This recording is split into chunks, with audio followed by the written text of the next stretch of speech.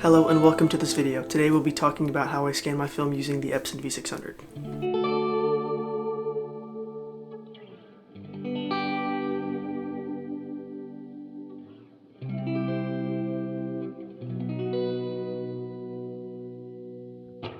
I've had the scanner for a little over a year and a half now, and I've scanned almost all of my film using it. Today I want to go over my methods of scanning as well as a little hack that I've learned to get sharper scans.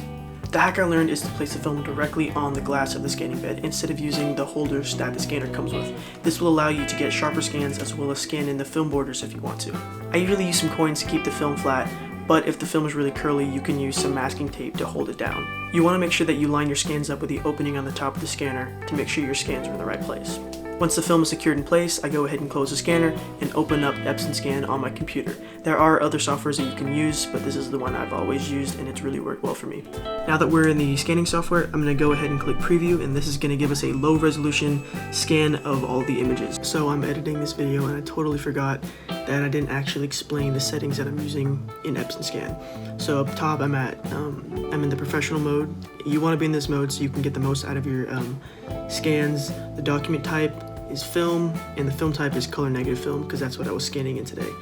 Image type, I use 48-bit color. You definitely want to use that because then it gives you the most amount of color depth and information for your images. The resolution, I choose 2400 dpi because that's like the max resolution the scanner can actually get. And then after that, that's it. All the stuff down here, like the unsharp mask, the grain reduction, all that stuff, I don't touch that at all. I just leave those alone. Now that we can see the images, we're going to rotate it 90 degrees and get more of a preview on the actual pictures themselves. So what I'll do right here is I'll enlarge the image, click zoom. The reason why I decided to scan my film like this is so I can get the full image and include everything that I want to in the actual scan itself. So at this point, if you do want to scan your film as a JPEG, you would crop in, and then you can go to this, and it'll do like an auto color. At that point, then I'll go to the levels and adjust the levels how I like them. Kind of get the image kind of more suited to what I would like. Then I would go to the tone correction, and then at this point you could adjust the colors to how you want them. But I'm going to go ahead and reset all this because I scan all my pictures as TIFFs. And a TIFF is essentially a raw file. So then I can adjust everything in post and get the most amount of detail that I can. This is also the step where you could scan in the film borders if you didn't know already. And then I'm going to scan this picture as well. So let me get both of these. And then I don't do any of these settings right here. I just leave it completely blank. At this point you would go here, change the name. I'm just going to keep it like this.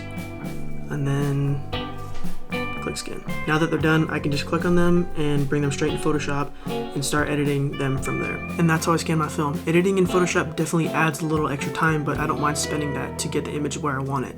One large advantage of shooting TIFFs, opposed to letting the scanner kind of color images for you and scan them as JPEGs, is you can get a consistent look throughout your images.